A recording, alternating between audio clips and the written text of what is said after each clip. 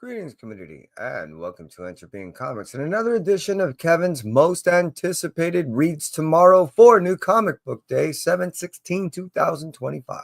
And here we are once again, and it's great to be alive. I appreciate all of which that come on through, especially those of you that cruise on through on the rewind.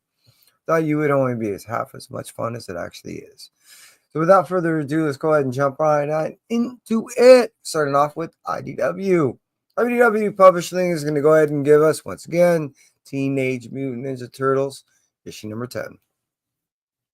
Jason, you're doing a wonderful job. Keep it up. I really do appreciate the gravity that you're giving these turtles.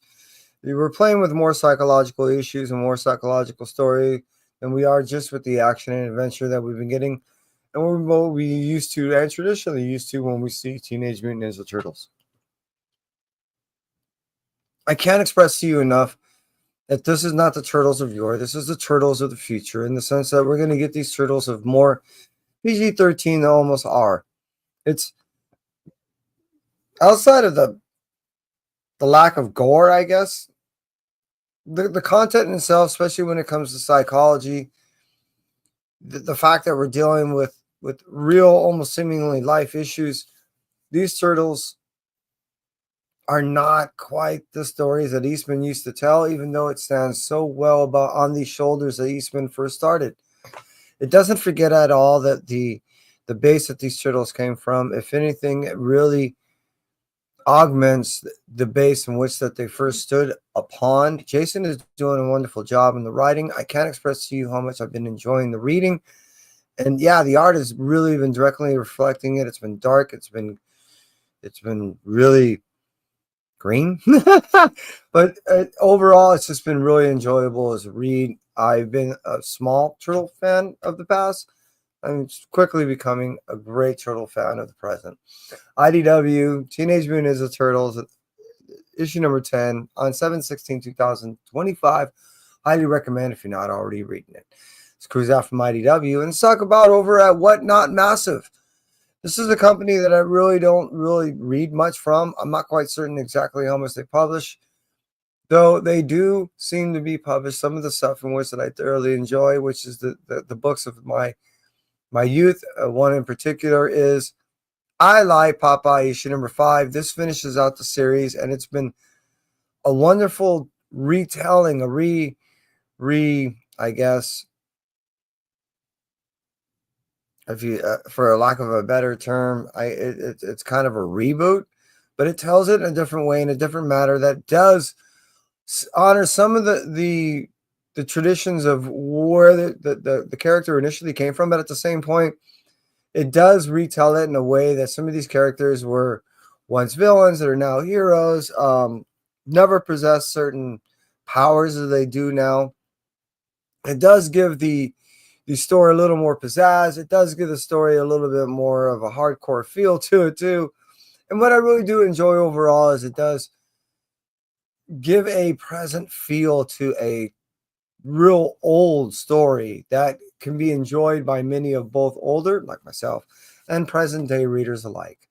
Whatnot did a great job with the retelling and the both artist and writer alike of Popeye's story in the I Lie Popeye series. This finishes it out with issue number 5 coming out on 7/16/2025. Let's cruise out from Whatnot and cruise over to Image. They're going to give us a couple books here, and starting off with G.I. Joe, issue number 9. I really have been enjoying the series of the Energon universe. Thoroughly, it's been told in a way that it's never been told like it was in the past. It has considerably more gravity, considerably more visceral telling. There's squishiness in the sense of Autobots, or I mean Decepticons, killing humans, and we've always known that was the story of yore, but at the way they tell it now, in the I guess graphic way that we get to see it, it really gives us an understanding of the telling of what dangers these robots really do possess by being on our planet. Not only that, but it's also an understanding of how G.I. Joe has been able to go ahead and do without a direct somewhat crossover with the other stories with this with Transformers. And soon we're probably going to end up start seeing other aliens like those in which from The Void Rivals, which I look forward to hopefully seeing towards the end of the year. Let's get back to what we're talking about right now. G.I. Joe issue number 9. Yeah, it's doing a great job fulfilling its duties of its 1/3 telling of the Energon universe. And here we are, issue 9, 7 months into this year. It's doing a wonderful job. I can't wait to get my fingers on this book. About third on my list of my most anticipated reads. Let's move out from that. Scoop fourth. Move and talk about my third on the list, which was I Was a Fashion School Serial Killer. Issue number 4.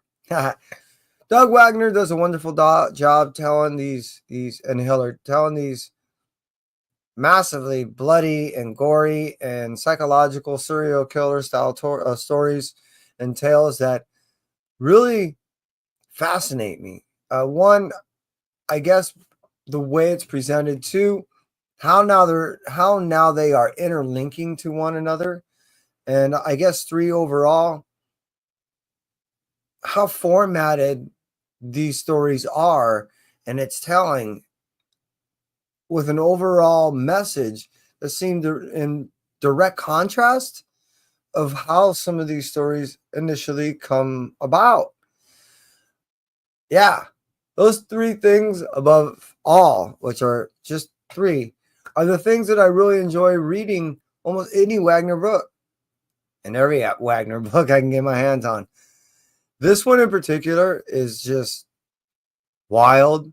And if you've been reading any of the books of the past, it explains a lot of some of the characters, one in particular, and their relationship with not only how they came to be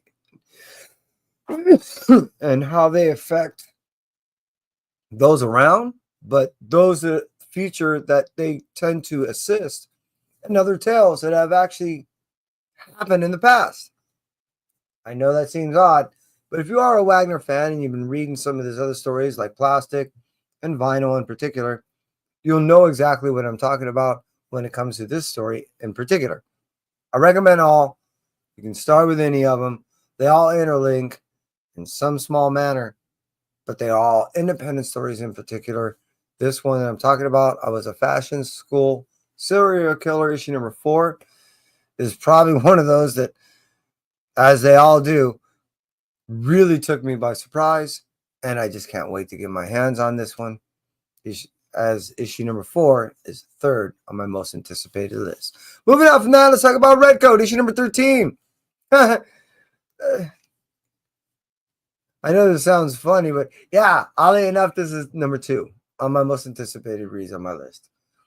Redcoat is coming back, and it's coming back a real cool way. From my understanding, this is one of those that is going to be produced in the help me out, people.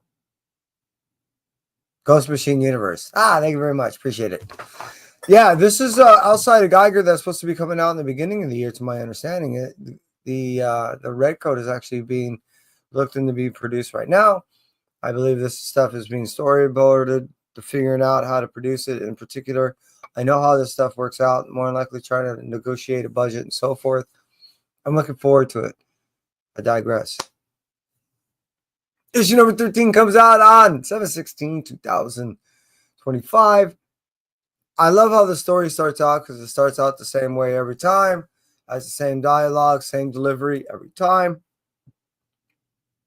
There's a progression that you see with this character that not only allows you to, I guess, to see the progress in the overall story, but allows you to see the progress in the story and the development of the character, along with, if you get some of the messaging, the subtle hints and philosophy that is offered in the writing of these stories. I really dig this story because of anything that can go ahead and offer a little bit of, something that's allows a little epiphany, something that, is just more than just a story or just, a passing of time. I dig that. Some things can be a lesson, and many times a lot of things can. When it comes to certain stories, like I was talking about before with Wagner, with I Was a Fashion School Serial Killer, or in the case of Redcoat, where an individual that is not known to be really an individual of substance is doing seemingly something of substance without really realizing it. And it's just a matter of coming to that realization, as he slowly is, that he does understand that how we all are interconnected, interlinked, and have impact on one another.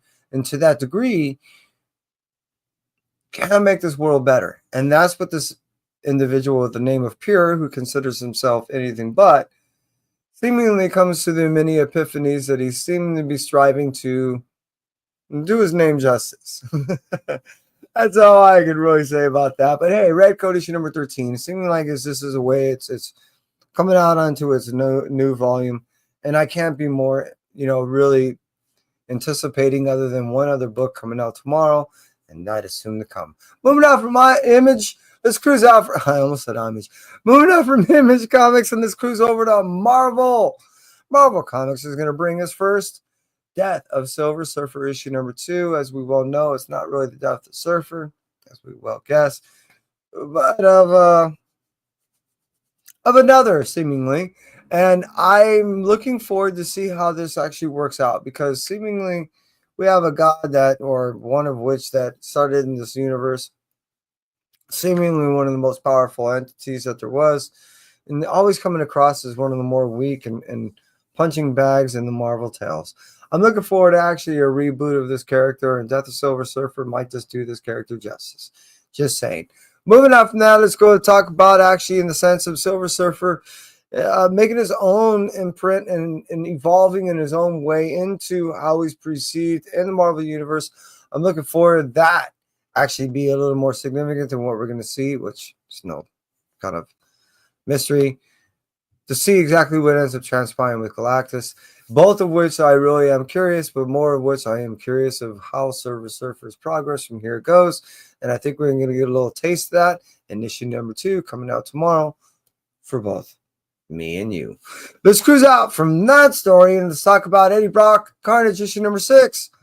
Yeah, I am really digging this stuff. I am pretty far behind. I admit I haven't read 5. That's why I probably would have been really skyrocketed up there on one of my most anticipated reads. However, I have a massive stack of books that I just went through.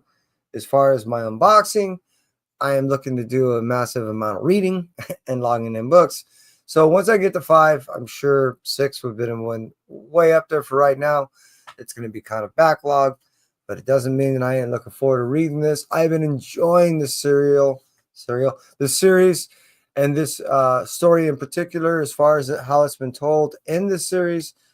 It's been interesting to see Eddie Brock, much like the way the Venom and Mary Jane situation is concerned, how both of them have to navigate their ways with entities in which that they don't want to be with, but have to, both negotiating premises in which that they'll stay with one another, because without one another, they will both die.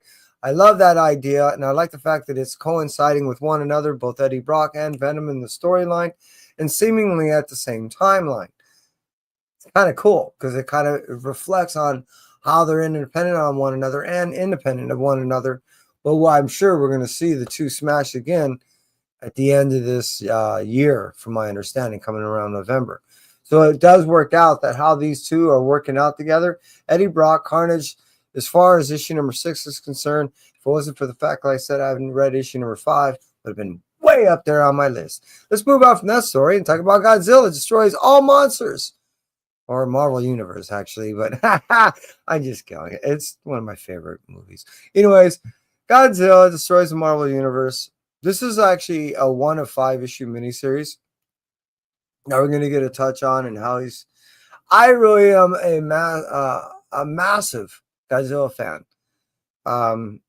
It was one of the first kaiju that I can recall I ever saw back when I was a little thing, and this whole next 5 months, we're just going to get so much kaiju stuff from Godzilla. I can't get enough. I'm buying it all up, and hey, this starts it off, and here we are.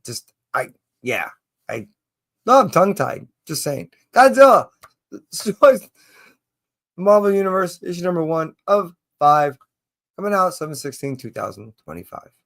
Let's let's cruise out from that and talk about this week's Blue Light Special, which is Spider Girl, issue number 2. I have to admit, I only kind of skimmed issue number 1. I mentioned I'm really far behind, but what I saw really made me excited. The new character coming out, how this individual is performing, my understanding of how this individual is going to be, doing stuff in the future. Yeah, I'm excited. I really dig this character. This character was first introduced in Spider Boy. She was trained by Bullseye. She's now learning how to understand and use her mutant powers in a different way. I'm digging everything about this. This is new generation stuff, and it isn't just kind of, in my opinion, cash grab stuff. It's just trying to set a new platform for the future generation of readers, and I've been enjoying it. It's an all ages story that is not only enjoyable for the younger reader, but in my opinion, definitely the older reader alike. And I can't get enough of it. Spider Boy, Spider Girl number 2 coming out on 7/16/2025. I can't get enough of this stuff, really. So that's why it's my most anticipated read. For those of you that cruise on through, especially that I haven't listened to did on the live, Jaguar, did I say Jaguar? Jag, I appreciate you as always. The cruise on through. I look forward to seeing you once again. And to those of you that cruise on through on the rewind, I look forward to seeing you in the future once more. And that's it for me. Entropy. Have a good night.